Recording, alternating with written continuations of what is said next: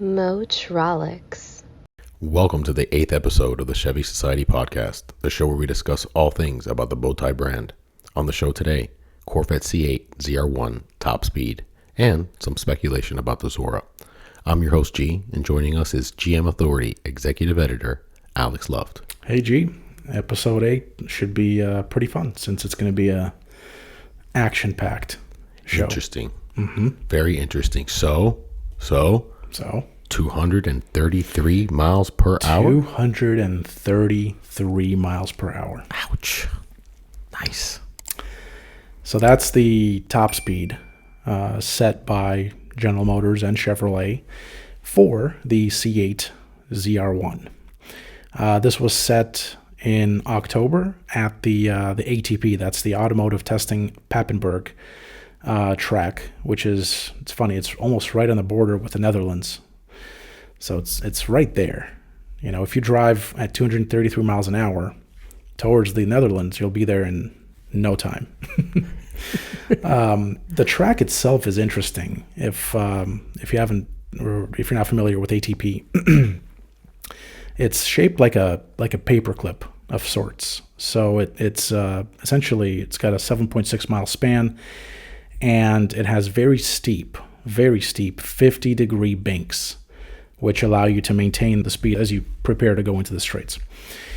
And this track has kind of a historic significance of sorts for GM and for Team Corvette, and that's because the C6 ZR1 was tested here, the C7 ZR1 was tested here, and now the C8 ZR1 was tested here as well. The true pedigree. So the car they used, it was bone stock, and it included the production spec aero setup, and factory engine tuning, stock Michelin Pilot Sport 4S rubber on the aluminum wheels, not on the carbon fiber wheels. And driving it, actually, before I get to who was driving it, I should note whether or not this was a coupe or a convertible, which I actually didn't get to look at before. I believe it was. Let me double check. Yeah, it's the coupe. So they used the coupe for the run, not the convertible. And you could tell because of the inlets, the additional air inlets on top of the rear quarter panels. So essentially, they set their 233 mile per hour top speed runs there. They were run by GM President Mark Royce, who, not only is he an exec, but he can drive a car. He's a true motorhead. He's involved. He is. Oh yeah. Very involved. He's involved. Yeah. This is the cream on top, though. After all that, project, all that stuff. I know. You finally get to see what she does. I know. This is awesome. I know. And it's not every day, by the way, that you get an executive, who is also into the nuts and bolts, into setting, speed records. He strikes me as a guy that is not the biggest fan of the bean counters. He's the kind of guy that just, wants to get his hands into the batter and know what's going on. Yeah. So it was 233 flat on the first run, running north on the track, and then they did another run going south, and that one, the second run was at 233.5. So in case 233 wasn't enough, still got that extra 0.5 in there. Depending on the rotation of the Earth. Right. That's pretty much what you're really just running against it. But it's not just the Earth. It's the rotation of the Earth around its axis, the rotation of the Earth around the sun. The sun is also spinning around, right? And then you got the Milky Way galaxy spinning around that, and then whatever else. So it's like, if we flip it in reverse, though, we gain that half second. Right, maybe. It's worth it. No, it's not a half second. It's the mile per hour. Yeah. It's a half mile per hour, though. Well, at 233 miles an hour. Just go backwards. Right. And make it work. So this makes it the fastest Corvette ever. Ooh. This makes it the fastest production vehicle priced under the $1 million mark, which is awesome. We'll get to some other vehicles who will want to be as fast but maybe aren't, just in a few minutes. And it also beats the C7 ZR1s, the last gen Corvette ZR1's top speed, by 21 miles an hour. So the C7 ZR1's top speed was 212, which was already blistering fast. The top speed in the C8 is 21 miles per hour higher. And I have to say, as an owner of a C7 with the wide body, treatment, like the Grand Sports, the Z06 and the ZR1 all had the wide body treatment for the C7 generation. I cannot imagine. I'm going to, be very frank about this. I cannot imagine running over 200 miles an hour, and even close to 200 miles an hour in my C7. It's just like you're going to be white knuckling that thing all the way through, because it's not, from an NVH standpoint, the Corvette C7 is not only is it not the best NVH car, it's like one of the worst. You're feeling it, you're hearing it, you're seeing it, like all the senses in the C7 are involved. And to take that car and go anywhere close to 200 miles an hour, 212 miles an hour especially, like the C7 ZR1, that to me just sounds insane. Ironically, the team didn't think that they were going to get this high initially. So Chris Barber, who is the Corvette ZR1's lead development engineer, said that we actually didn't think 233 was in the cards. That's part of the reason everyone was so excited. Not only did we meet the target, we did better. It speaks to the confidence the car provides, how easy it felt for us to do something that sounds just so insane, end quote. And, speaking of things that are insane, actually, did you know that on the C8 ZR1, I don't know if we talked about this before, but the exhaust actually provides thrust? No, we didn't. I don't think we covered that. So the exhaust actually provides thrust. I was talking to Taj during the reveal, and he said, it actually helps the car move forward. Wow. Because I know that they put a ton of research into the aerodynamic package, how they're going to move air through and around and through the car. This is insane, though. It is.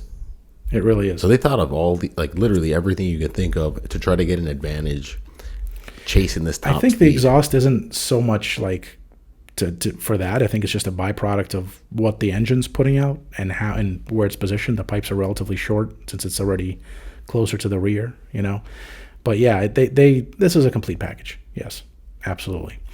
Now, we did talk about, I did mention in the beginning that we're going to talk about some cars that kind of maybe want to come close to the C8 ZR1 in terms of top speed, but maybe don't. So we have a whole article, I'll include it in the show notes, with all kinds of exotic or semi-exotic models that essentially, and how they compete with the C8 ZR1. So the Koenigsegg Jesko Absolute, which is powered by a twin-turbo 5-liter V8, making 1,600 horsepower and 1,106 pound-feet of torque, that has an estimated top speed of 310 miles an hour. But it also costs, estimated, priced at $3.5 million. Right under that is the Koenigsegg CC850, also has the twin-turbo 5.0 V8, slightly less power, slightly less torque, but an estimated top speed of 280 miles an hour. Then you have the two Bugattis. You have the Tourbillon and you have the W16 Mistral. The Tourbillon makes or is rated at 276 mile per hour top speed. The W16 Mistral has a 261 mile per hour top speed. These are priced at $4.1 million and $5.4 million respectively. So even higher than the Koenigsegg's. Right under that, you have the Rimac Nevera, which is 256 estimated mile per hour top speed. And this is an EV, so it has a motor at each wheel. And that's priced at $2.1 million. And then right below that, who do you have? The Corvette C8 ZR1. Twin turbo, 5.5 V8 LT7, 1,064 horsepower, which I still believe will be higher once the final numbers are out, and 828 pound-feet of torque, 233 miles per hour. Of course, we don't know the price yet, but it's not going to be in the millions. I can tell you that. So all the cars that have a higher top speed than the C8 ZR1, the two Koenigseggs, the two Bugattis, and the Rimac or the Rimac, they all are priced in the millions. We don't know the price of the C8 ZR1 yet, but I'm pretty sure it's going to be less than, $1 million. This is insane. It is. So who's prices? that? Yeah. Who's this faster? Let's see who. Everyone I'm about to mention from this point forward, the Corvette C8 ZR1 has a higher top speed than these vehicles. The Ferrari F80, the Lamborghini Revuelto. What's the MSRP of the Revuelto? $600,000. The Aston Martin Valhalla. It's faster than the Aston Martin Valhalla. $800,000 MSRP. Aston Martin Vanquish, 214 mile per hour top speed, $430,000 price. Lamborghini Temerario, 213 miles per hour, top speed $357K starting. The Ferrari SF90 Stradale, $524K, 211 miles per hour. Ferrari 12-cylinder, as the name implies, a 12-cylinder, 211 miles per hour, $459,000. The McLaren Artura, 205 miles per hour, $254,000 starting. And then you have the questionable exotics, if you will. So like the Porsche 911 Turbo S, I don't know if I would call it an exotic, but that has a 205 mile per hour top speed, starting MSRP $233K. The Ford Mustang GTD will be around $300K starting. It will have a 202 mile per hour top speed. GM's own Cadillac CT5V Blackwing, 200 mile per hour top speed, starts at $100,000. So that seems like a bargain, actually, when you look at all these other models. And then lastly on the list, we have the Mercedes-AMG GT63 SE Performance. It couldn't get to 200 miles per hour top speed. It's electronically limited at $199,000, and it starts at $215,000.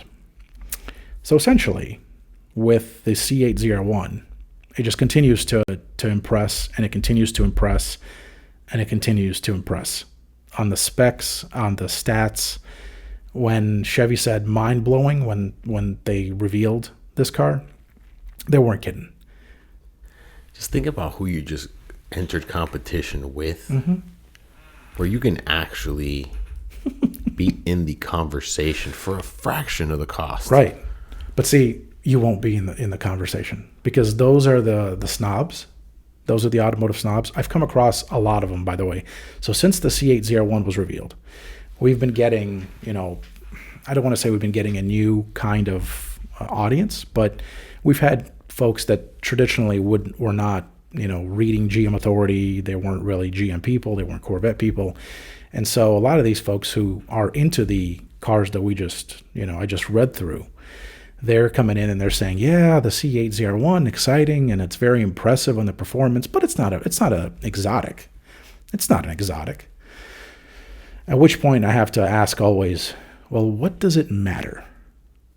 What does it matter if it's an exotic or not? Do you buy a SF90 because it's an exotic, or do you buy it because it's just a fast car that is comfortable being a fast car? Like you could technically make a Corvette C7 a fast car, and it is a fast car, but it's not comfortable, to drive at that speed. The Ferraris are different. The Lamborghinis they're different also. They're much more comfortable going fast. And so that's kind of the number one argument, the kickback, right? Oh, it's not the C8 ZR1, it's not an exotic. It's not an exotic, man. But who cares? You still have something in the pipeline. There is. Yeah, that's the Zora, which we talked about a few episodes ago. This is the take to the track and give the big FU to a lot of these faster. Yeah. Yeah, this is the the way that my sources have described this vehicle to me, the Zora, is that it's the final word in performance period. Not just for GM, not just for Chevrolet. It's just the final word, period, in performance. It's a lot of confidence in that statement, but they're backing it up. I mean, and again, this is not an official thing. I just want to preface all this. This is not Chevy telling me this. This isn't GM telling me this. This is not, by no means an official statement by the automaker. But my sources years ago, they told me that this was the plan for the Zora. It was to essentially, the ZR1 is already a big FU to everybody else. This is a double FU. It's a nail in the coffin. Just throw dirt on it. Exactly. This is exactly. So what do we got on it? What's coming? So when we talked about it, we had some speculation about what it could be because in an interview, the now retired Corvette Executive Chief Engineer Tad Juchter, he essentially stated that the ZR1 will be the most expensive Corvette C8 in the lineup, which then kind of threw a wrench into, speculation and thinking about what the Zora is going to be. If there's going to be a model above the ZR1, how is it that it's going to cost less than the ZR1? And so when we discussed this on the Chevy Society podcast, we thought, or I thought that a theory, one of the theories was that it's going to be a stripped down ZR1, but with the front electric drivetrain motor from as part of the hybrid electric setup. And maybe it was going to be, just a stripped ZR1 that's really meant for the racetrack. I have a new theory now. My new theory is the Zora will not be a standalone model. The Zora will actually be a package of the ZR1. That's the going theory. And so that still enables the ZR1 to be the most expensive of the C8s, right? But at the same time, you can also get this package, the Zora package, the Zora performance package, whatever. And then that's where you get, the creme de la creme of performance. You get the all-wheel drive hybrid electric setup on top of the ZR1. And that's really what the Zora would have been in the first place. And so I think, ZR1 Zora has a nice ring to it. Corvette ZR1 Zora. It's a beast of a vehicle. Just thinking about the marriage of the best of the components that they have right now in ICE engines with turbos. You get that beautiful motor setup, get you off the line a little quicker. Because once that motor maxes out, that engine's ready to go. Mm-hmm. With everything it's got, it's been ramping up. I mean, well, they're working together, so it's not like one's doing. It wouldn't be that one is like in the E-Ray.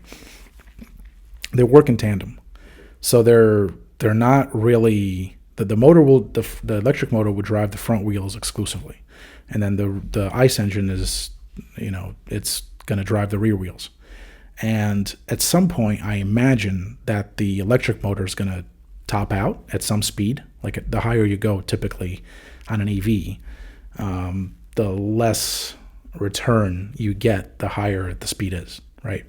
There are some exceptions, but in the case of the E-Ray, that's the case. So I imagine that's just going to be the same on the Zora. Alrighty, everyone. Thank you all for joining us on the 8th episode of the Chevy Society Podcast. You can find this show on the Metrolix Network YouTube channel and on the ChevySociety.com. If you're watching on YouTube, then remember to hit that like button and give us a follow to get the latest episodes. We're currently working on getting this show into your favorite podcatchers, so if you don't see it in a podcatcher app yet, just give us a few days and we'll get that taken care of. We'll have episode 9 later this week. In the meantime, be sure to visit gmauthority.com for the latest GM news. Motrolix. ChevySociety.com is an independent enthusiast website and podcast and is not affiliated with, sponsored by, or otherwise associated with Chevrolet or General Motors.